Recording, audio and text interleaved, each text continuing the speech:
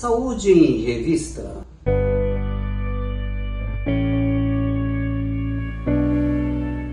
Olá, senhoras e senhores, está no ar Saúde em Revista, o programa feito especialmente para você, toda semana trazendo novidades, trazendo informações, notícias, esclarecimentos, desvendando mitos e verdades quando o assunto é saúde.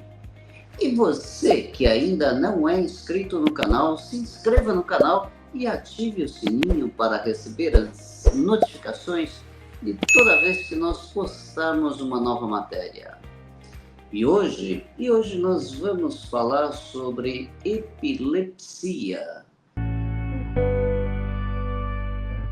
Você já deve ter ouvido falar em epilepsia e talvez já tenha presenciado alguém com epilepsia. Quando a gente fala em epilepsia, logo vem a ideia de crises convulsivas. Mas epilepsia não é só crises convulsivas. A epilepsia é um conjunto de sintomas que caracterizam a epilepsia. Na verdade, a epilepsia é chamada de disritmia cerebral, quando ocorre uma desorganização das atividades elétricas do cérebro. O cérebro ele tem dois hemisférios, hemisfério direito e hemisfério esquerdo. E essas duas partes do cérebro têm que estar funcionando de uma forma sincrônica entre o lado direito e o lado esquerdo. Quando, por algum motivo, por uma desordem neurológica, uma desordem inclusive congênita, o indivíduo tem uma alteração desse equilíbrio entre o lado direito e esquerdo do cérebro, caracteriza-se a doença disritmia cerebral. E a disritmia cerebral, também chamada epilepsia, tem várias formas de se manifestar, sendo que uma delas é a convulsão, a crise convulsiva. Mas você pode ter outras manifestações da disritmia cerebral que não a convulsão. Por exemplo, a pessoa pode ter crises de ausência ou crises de automatismo, ou pode ter aquela sensação de que já viveu uma determinada situação, quando na verdade nunca viveu essa situação, é chamada de déjà vu. Ou então o contrário, uma pessoa que está acostumada a ir por um determinado caminho, sistematicamente ela vai por um caminho e de repente um dia ela acorda, vai percorrer esse mesmo caminho e estranha completamente, como se ela nunca tivesse passado por esse local que ela está acostumada a passar. Isso é chamado de jamais vu, que é exatamente o contrário do déjà vu. Uma outra condição que é também uma disritmia cerebral é a enxaqueca. Então, nós vemos que a disritmia cerebral ela tem várias manifestações e uma delas é a convulsão.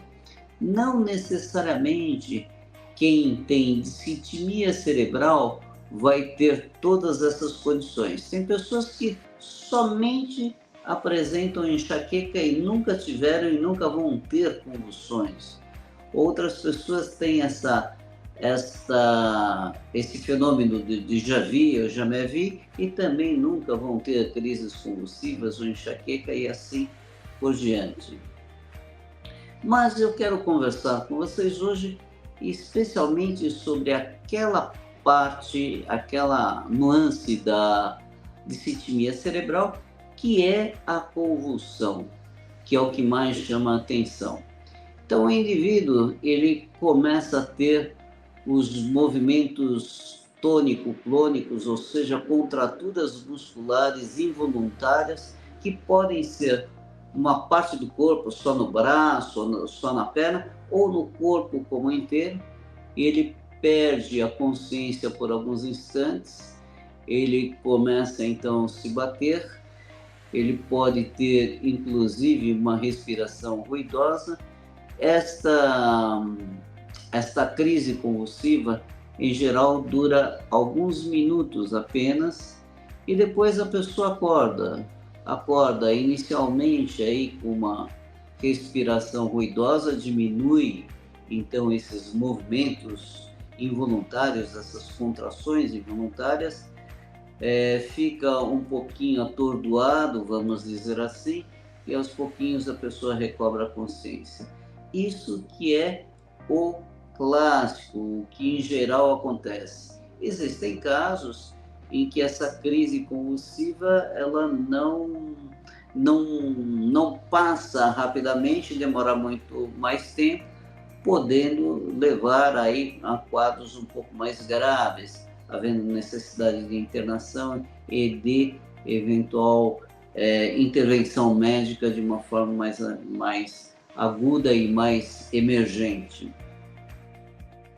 De um modo geral, a crise convulsiva caracterizada pela disritmia cerebral, ela tem alguma coisa que antecede a ela, que é chamado de aura. Em geral, o indivíduo que tem a crise convulsiva já por algum tempo, ele consegue identificar e até prever quando ele vai ter a crise. Isso porque, um pouquinho antes, ele pode ter, como eu falei, a aura, que é uma sensação diferente.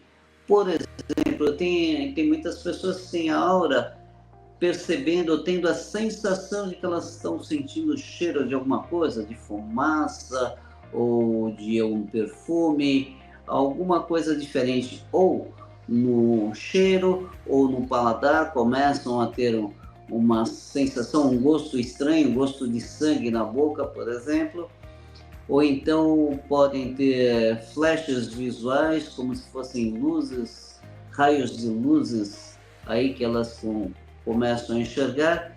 Isso acontece alguns segundos ou minutos antes delas terem a crise convulsiva. E essas pessoas que já são portadoras que já têm essas crises convulsivas com um certo tempo, então elas sabem que nesse momento dá tempo, inclusive, delas avisarem as pessoas ao redor do que vai acontecer com ela, ou até mesmo delas deitarem no chão ou sentarem no local adequado para evitar que elas se machuquem. Porque muitas vezes, diante de uma crise convulsiva, a pessoa pode cair, bater a cabeça no chão, morder a língua, se cortar, se machucar. Esse é o grande problema aí das pessoas que têm crise convulsivas sem um aviso prévio, por assim dizer. Mas como é que nós devemos proceder se nós estivermos em algum local e a gente presenciar alguém tendo uma crise convulsiva? Porque a crise convulsiva ela pode acontecer em qualquer momento, pode acontecer numa sala de aula, ou no trânsito, ou na rua, ou no trabalho, em qualquer situação, o indivíduo ele pode ter desencadeado essa crise convulsiva. E aí, como você vai proceder, né? O primeiro aspecto é, na medida do possível, tentar proteger essa pessoa para que ela não se corte, não se machuque. Então, afastar os objetos cortantes, vidros ao redor da pessoa, fazer com que proteger a cabeça dessa pessoa para que não bata no chão, ou se você tiver aí uma blusa, alguma coisa para colocar debaixo da cabeça da pessoa, uma almofada, um cobertor, isso vai ajudar bastante. Não tente segurar essa pessoa as pernas, os braços, tentando conter a crise, a contratura, porque essa contratura é muito forte e involuntária, e a partir do momento em que você segura, você pode inclusive causar lesões musculares, lesões ósseas, quando você quer fazer com que esta pessoa não se debata. Então, não segure, ou pelo menos não segure com força, as pernas, os braços dessa pessoa. Procure desafogar as vestes na medida do possível. Quando acontece essa situação, junta um monte de pessoa ao redor, procure afastar essas pessoas, deixar o ambiente um pouco mais ventilado. Se você tiver condições de escurecer o ambiente, é interessante, e também diminuir os ruídos, porque nós sabemos que o estímulo luminoso, o estímulo sonoro, é alguma coisa que aumenta, que faz durar muito mais tempo uma crise convulsiva. E aí vai monitorando.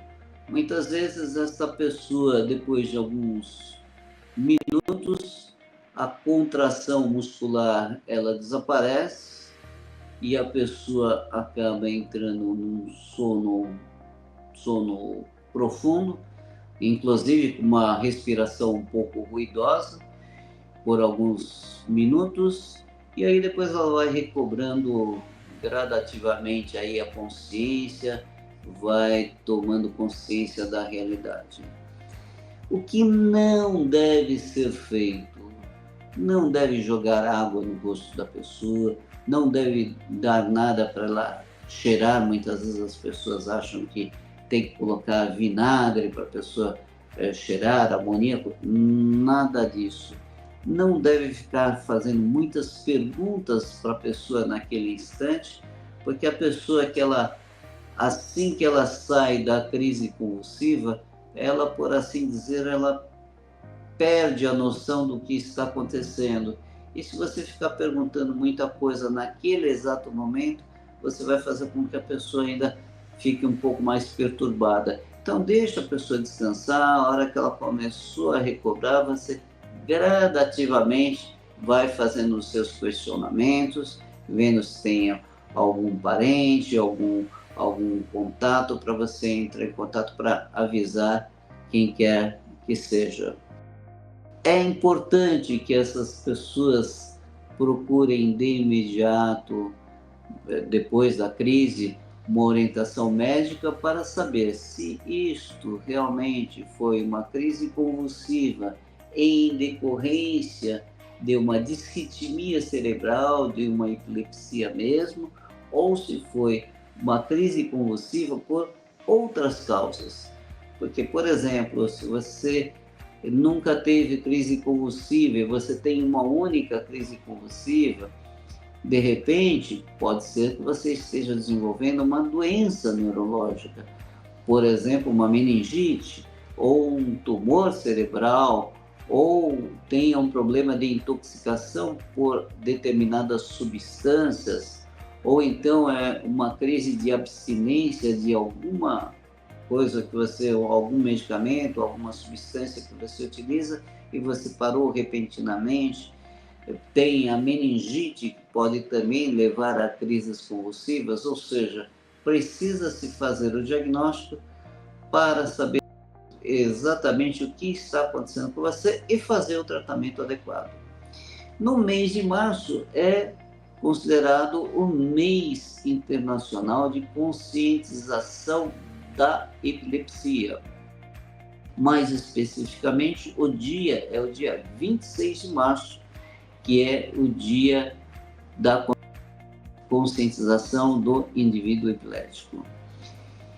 E no Brasil, nós temos em torno de 2% da população geral portadores de epilepsia. Isso é uma quantidade relativamente grande. Se a gente está falando em 2%, nós podemos dizer, já que nós estamos na casa dos 200 milhões de habitantes, nós estamos falando aí em torno de 4 milhões de pessoas são portadoras de epilepsia de maior ou menor intensidade. O indivíduo epilético, quando devidamente tratado, ele pode levar uma vida completamente normal. Pode estudar, pode trabalhar, pode ter suas atividades esportivas. Inclusive, se ele estiver com já há algum tempo sem crises convulsivas, ele pode inclusive dirigir, né?